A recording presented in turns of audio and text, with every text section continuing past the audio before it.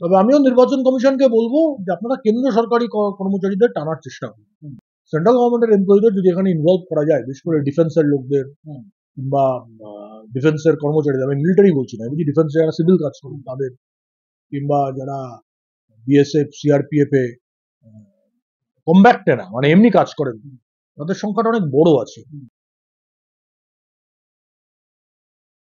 এবার কি করবে মমতা বন্দ্যোপাধ্যায়? মুখ্য সচিব দিল্লি থেকে ফিরে জানিয়ে দিল যে 21 তারিখের মধ্যে নির্বাচন কমিশনের তরফ থেকে যা যা নির্দেশ এসছে অক্ষরে অক্ষরে সব পালন করা হবে। তাহলে এই রাজ্যে এসআইআর হচ্ছে, এটা কনফার্ম হয়ে গেল।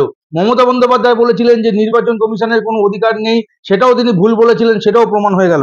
আমি বলছি দাদা, দিল্লি থেকে মুখ্য সচিব বাংলায় ফিরতেই উঠে আসলো যে মমতা বন্দ্যোপাধ্যায়ের মুখ পুরলো। তিনি বলেছিলেন কারোর শাস্তি এখানে হবে না, নির্বাচন কমিশনের কোনো অধিকার নেই, কোন রুলে তারা করছে, সব তার মন্তব্য ভুল হয়ে গেল। নির্বাচন কমিশন যে নির্দেশ দিয়েছে সেটা অক্ষরে অক্ষরে পালন করতে হবে এবং আগামী দিনে এসআইআর রাজ্যে হচ্ছে সে কথা কিন্তু পরিষ্কার হয়ে গেল।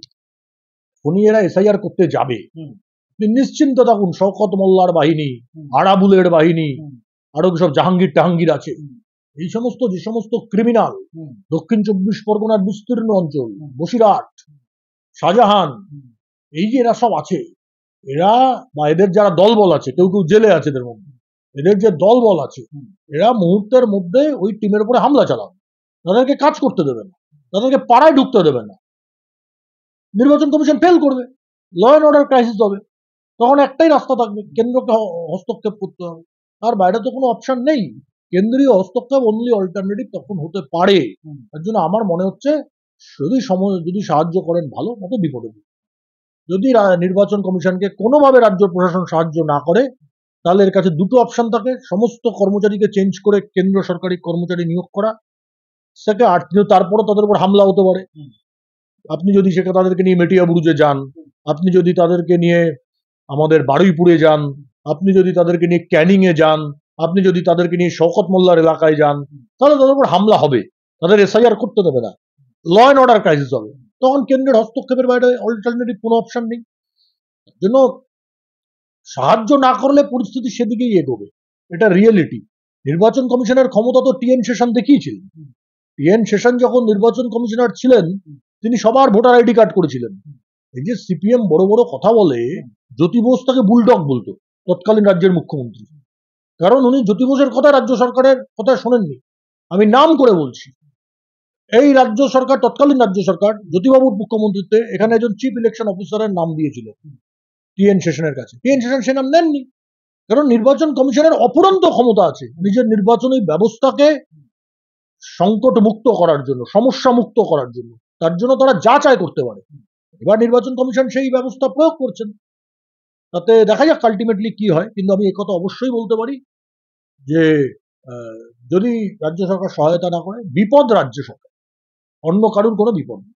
তবে আমিও নির্বাচন কমিশনকে বলবো যে আপনারা কেন্দ্র সরকারি কর্মচারীদের টানার চেষ্টা করুন। সমস্যা হচ্ছে পশ্চিমবঙ্গে কেন্দ্র সরকারি কর্মচারীর সংখ্যা খুব কম, অন্য রাজ্য থেকে নিয়ে এসে তো বিশেষ লাভ নেই।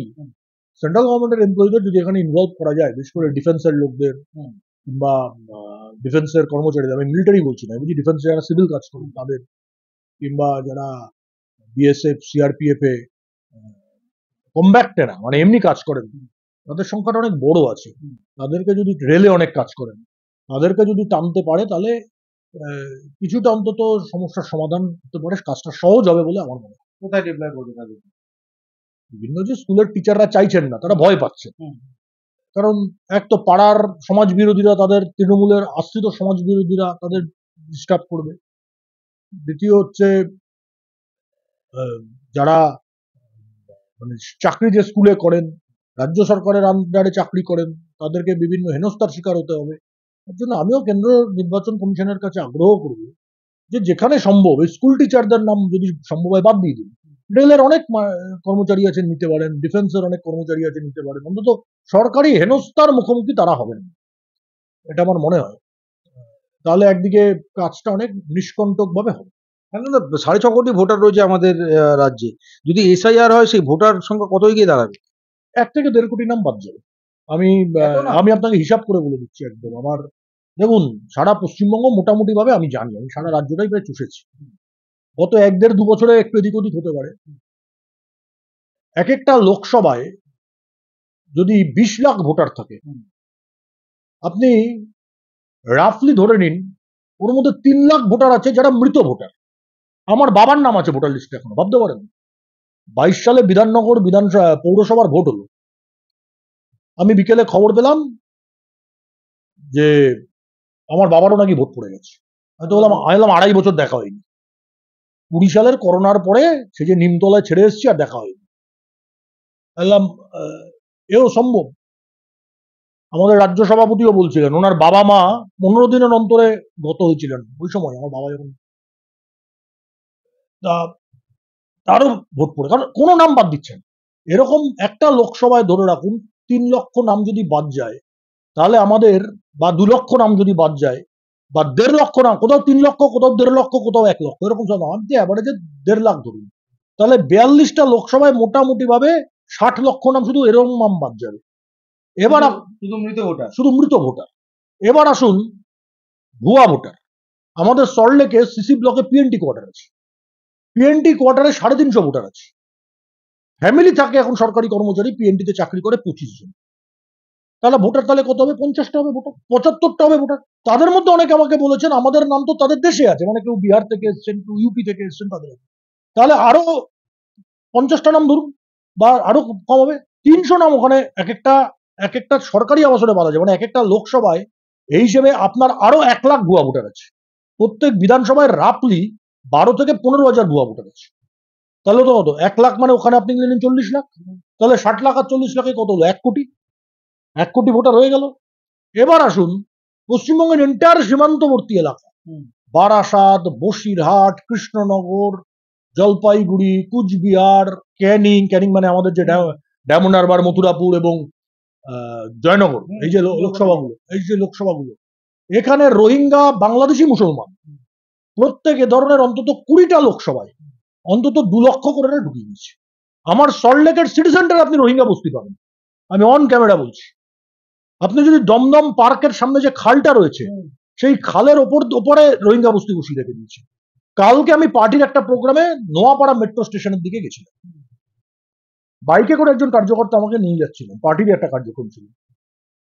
তো আমাকে দেখিয়ে বললেন দেখুন ফিরহাদ হাকিম বলে গেছে এখানে কাশ্মীর বানাবে। বললাম কেন? বলে সব বাংলাদেশি মুসলমান বসে দিচ্ছে। ওটা কিন্তু দমদম বিধানসভা, বরানগর বিধানসভা, নোয়াপাড়া মেট্রো স্টেশনের কাছে। এবার আপনি ভাবুন প্রত্যেক লোকসভায় যদি এরকম 2 লক্ষ করে বসিয়ে দেয়, 10টা লোকসভায় 20 লক্ষ লোকেতেই হয়ে গেল। তাহলে আপনার কত হচ্ছে হিসাব? 60 লক্ষ, 1 কোটি, 1 কোটি 20-25 এখানে হয়েছে। আমি আরো বলছি 15-20 লাখ নাম আছে যেগুলো ডবল নাম আছে। উদাহরণ দিচ্ছি, তৃণমূলের এক নেতা, সে থাকে বারুইপুরে, তার আর একটা ভোটার আইডি কার্ড আছে সল্টলেকে। সে বারুইপুরের সকালে ভোট দিয়ে কালিটা তুলে দুপুরে সল্টলেকে ভোট দিতে আসে। আমি জানি এরকম আপনি পাবেন প্রত্যেক লোকসভায় আরো ধরে রাখুন 50,000 থেকে 1 লাখ। তাহলে সংখ্যা কত হলো আপনার? 1.5 কোটি হলো কি হলো না? তো আপনি যা হিসেব দিচ্ছেন, মানে লোকসভায় 20 লক্ষ থাকলে 5 লক্ষ কমে 4 লক্ষ থেকে 5 লক্ষ ভোট কমে যাবে প্রত্যেক লোকসভায়। কোথাও 2 লাখ কমবে, কোথাও 4 লাখ কমবে, মোটামুটি যদি 20 লাখ থাকে। এটা রিয়েলিটি, এটা ফ্যাক্ট। মুখ্যমন্ত্রী নিয়ম কানুন কিছু জানেন না। সব ক্ষেত্রেই আপনি দেখুন আজ অব্দি একটা মামলা রাজ্য সরকার জিতেছে কোথাও? হাইকোর্ট বলুন, সুপ্রিম কোর্ট বলুন, একটা সিঙ্গেল মামলা বলে দিন যে এই মামলাটায় রাজ্য সরকার সুপ্রিম কোর্ট বা হাইকোর্টে জিতেছে। কোনো মামলা জিতেনি। আর খালি আইনের কথা মুখে মুখে বলেন, কিছুই আইন জানেন না। পরীক্ষা না দিয়ে পাশ করে কি আইনজ্ঞ হওয়া যায়নি? আজ অব্দি কেউ হতে পারেনি। কিছু তো জানতে হবে, বেসিক জিনিস। এলএলবি ডিগ্রি থাকলে আইনজ্ঞ? ওরকম ডিগ্রি হাটে মাঠে ঘাটে অনেকের থাকতে পারে। 70-এর দশকে ওরকম অনেক এলএলবি বেরিয়েছে, কিন্তু আইনটা জানতে হবে। তাই সেই আইনি ব্যবস্থা অনুসারে যদি মুখ্য সচিব ব্যবস্থা না নেন, তার বিরুদ্ধে নির্বাচন কমিশন ব্যবস্থা নেবেন। আর এটাও বুঝতে হবে মুখ্য সচিব কিন্তু কেন্দ্র সরকারের কর্মচারী, মুখ্য সচিব কিন্তু রাজ্য সরকারের কর্মচারী নন। তার পেনশন, গ্র্যাচুইটি সমস্ত কিছু ভারত সরকারের অধীন আছে।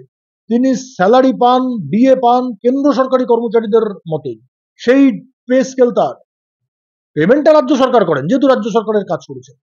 এখানে যেমন নির্বাচন কমিশনের কাজ করছে কিন্তু কর্মচারী রাজ্য সরকারের, ওখানেও ঠিক তাই সিস্টেম, কাজ করছেন রাজ্য সরকারের কিন্তু উনি কর্মচারী কেন্দ্রীয় সরকারের।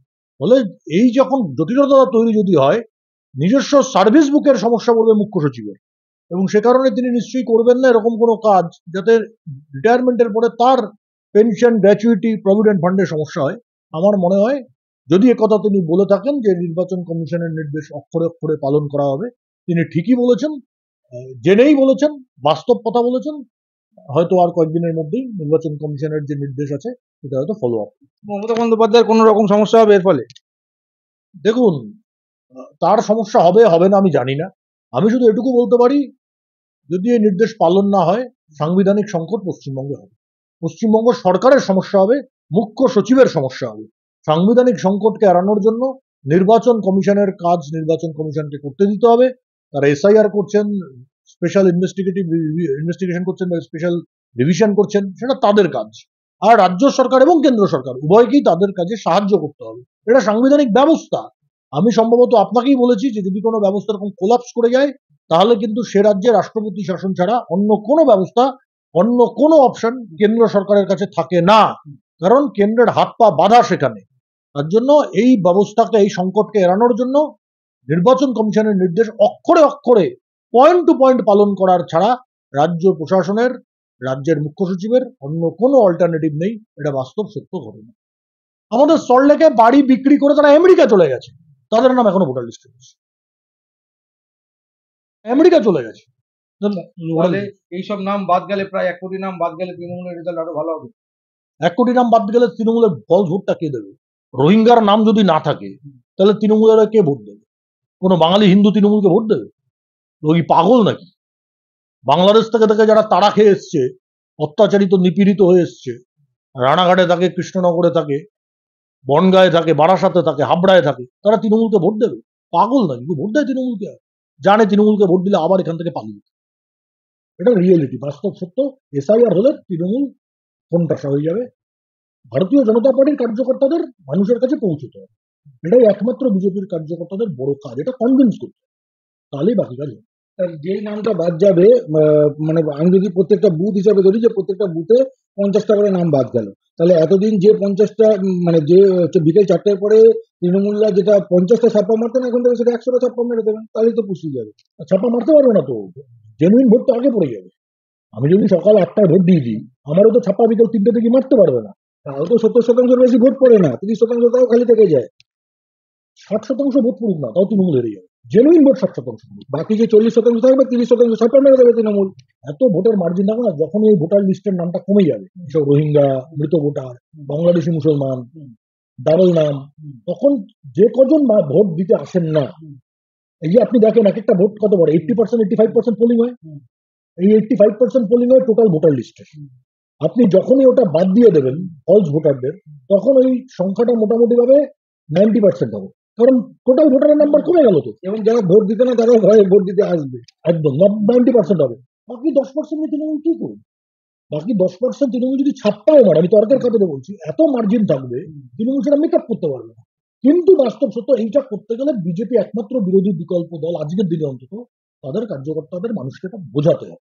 তারা যদি বোঝাতে না পারে তাহলে এটা হবে। অসংখ্য ধন্যবাদ শান্তনু।